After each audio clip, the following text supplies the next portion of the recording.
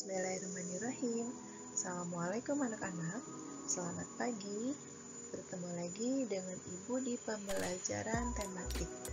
Nah, masih di tema 2. Kali ini kita masuk ke subtema 2. Untuk hari ini kita akan belajar mata pelajaran atau muatan bahasa Indonesia dan PPKN.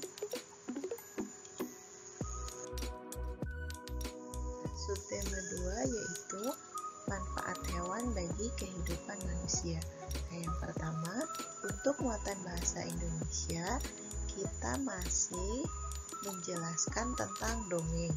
Kalian masih ingat kan?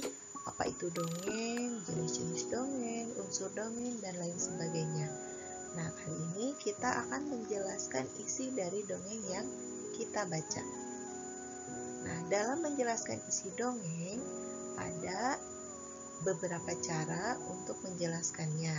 Nah, salah satunya adalah yang pertama, dapat ditulis dalam bentuk peta pikiran. Nah, peta pikiran ini tujuannya adalah untuk membuat orang semakin mudah memahami isi dongeng.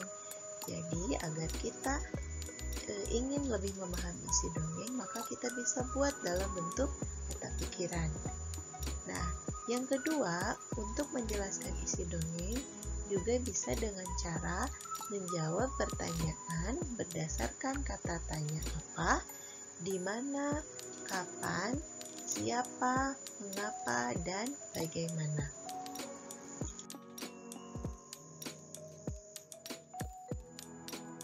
Kemudian, yang berikutnya, menemukan isi dongeng. Nah, di dalam dongeng, kita dapat menemukan pesan.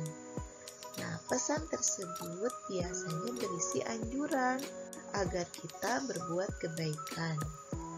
Kita dapat menemukan amanat dari dongeng menggunakan kata tanya yang tepat. Nah, jadi kata tanyanya seperti tadi ya, apa, kapan, di mana, dan lain sebagainya. Nah, sekarang ayo kita dengarkan dongeng Kisah Kucing Kecil. Kalian juga bisa sambil membaca dongengnya ya, yang ada di buku Bupenamu halaman 127. Ibu akan membacakannya. Coba kalian simak sambil kalian baca.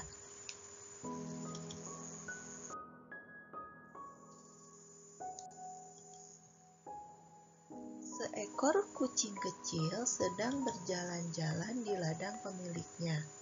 Ketika ia mendekati kandang kuda, ia mendengar binatang besar itu memanggilnya.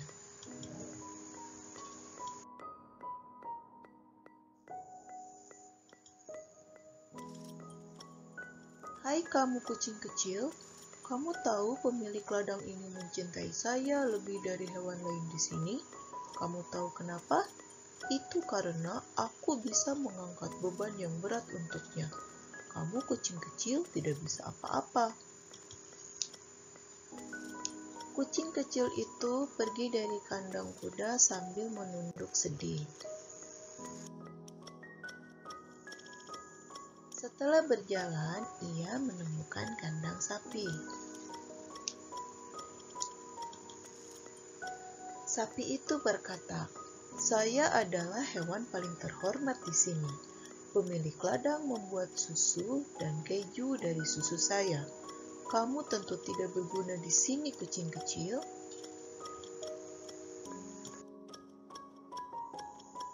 Si kucing kecil kemudian berjalan lagi. Ia semakin bersedih karena merasa tidak berguna. Ia duduk dan menangis. Tidak lama kemudian, seekor kucing yang sudah tua menghampirinya. "Mengapa kamu menangis, kucing kecil?" Dengan lembut ia bertanya. Kucing kecil kemudian menceritakan semua hal yang dialami kepada kucing tua. Ia merasa tidak berguna dibandingkan semua hewan peliharaan tuannya yang lain. Kucing tua berkata, Memang benar jika kamu tidak bisa mengangkut beban yang berat dan menghasilkan keju untuk tuanmu. Namun, kamu harus menggunakan kemampuanmu yang diberikan Sang Pencipta untuk membawa kebahagiaan bagi tuanmu. Si kucing kecil pun berhenti menangis. Ia berterima kasih kepada kucing tua.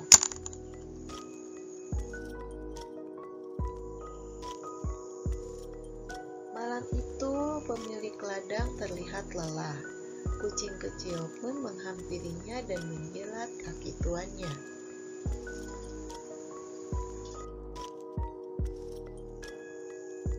Kucing kecil itu pun melompat ke pelukan tuannya.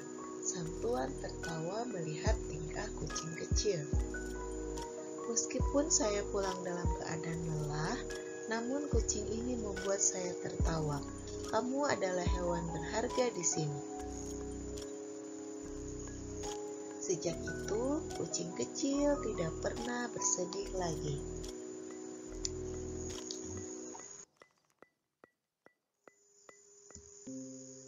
Nah, demikian anak-anak, dongeng kisah si kucing kecil. Nah, setelah kalian menyimak dongeng yang ibu bacakan dan membacanya sendiri di dalam buku, nah setelah ini coba kalian kerjakan ayo berlatih yang ada di halaman 133 nomor 1. Nah, di sini di tugas ini atau di latihan ini, tugas kalian adalah menjelaskan isi dongeng dengan menggunakan kata tanya. Jadi kalian tinggal menjawab sesuai dengan pertanyaannya, jawab sesuai dengan isi dongeng. Nah, sebelum kalian menjawab latihannya, mari kita lanjutkan pembelajarannya ke muatan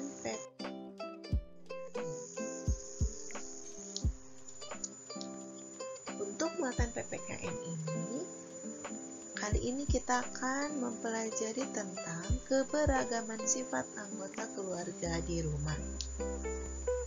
Nah, dalam dongeng kalian kemarin telah mempelajari tentang tokoh dan wataknya. Watak itu karakter atau sifat. Nah, dalam diri kita, setiap orang itu memiliki sifat atau karakter masing-masing. Nah, semua anggota keluarga sebaiknya saling memahami dan menghargai setiap perbedaan sifat. Nah, jadi kalian di rumah tentu sifatnya berbeda-beda. Misalnya, memiliki adik yang manja, memiliki kakak yang bijaksana, ibu yang lemah lembut, dan ayah yang tegas. Nah, itu merupakan keberagaman sifat anggota keluarga di rumah.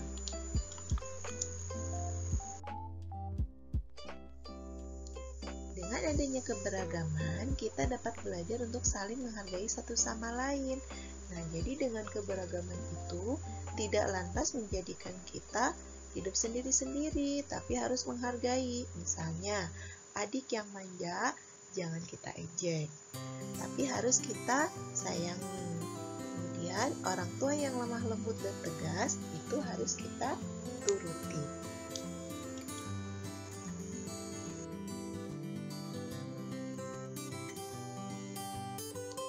Selain di rumah, nah tentu sifat teman-teman kalian pun beragam.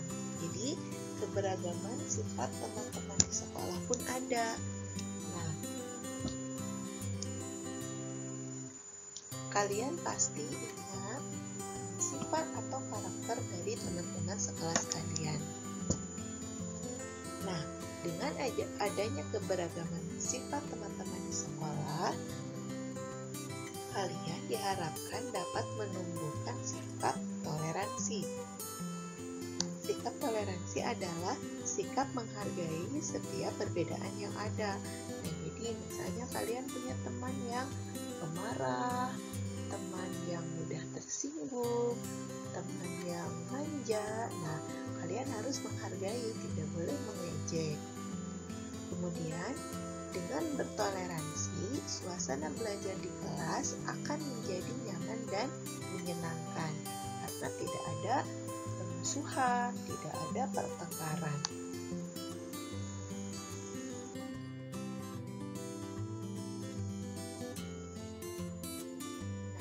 Selain di rumah dan di sekolah, keberagaman sifat juga ada di lingkungan tetangga atau di lingkungan sekitar. Nah, sebagai anggota masyarakat yang baik, kita sebaiknya memiliki rasa toleransi. Toleransi itu menghargai ya. Dengan toleransi, kita belajar untuk saling menghargai dan menghormati perbedaan sifat yang dimiliki satu sama lain. Nah, di rumah saja dengan saudara kita bisa memiliki sifat yang berbeda, apalagi dengan teman. Nah, begitupun dengan tetangga di lingkungan sekitar. Tentu kita memiliki sifat atau karakter yang berbeda-beda.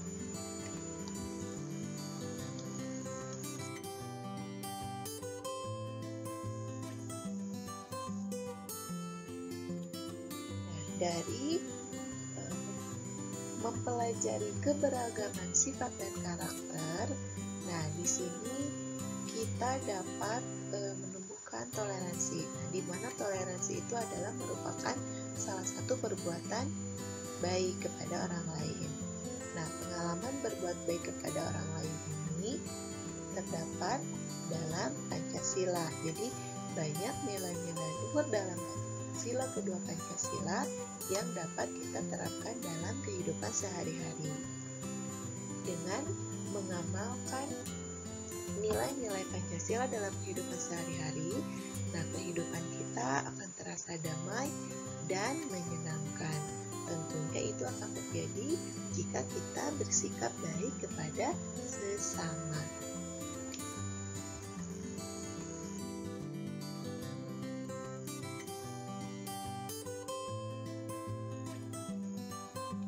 Demikian anak-anak penjelasan mengenai keberagaman sifat. Sekarang kalian bisa mengerjakan tugas untuk muatan PPKN ini, yaitu ayo berlatih yang ada di halaman 141 nomor 1 sampai 5.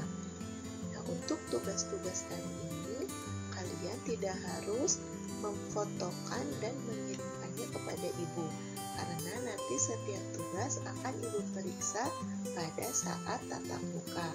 Jadi kalian cukup melaporkan atau mengkonfirmasi kalian sudah menyelesaikan tugas atau belum. Nah, sekian untuk pembelajaran hari ini. Semoga kalian tetap sehat dan semangat agar kita dapat segera melaksanakan pembelajaran tatap muka.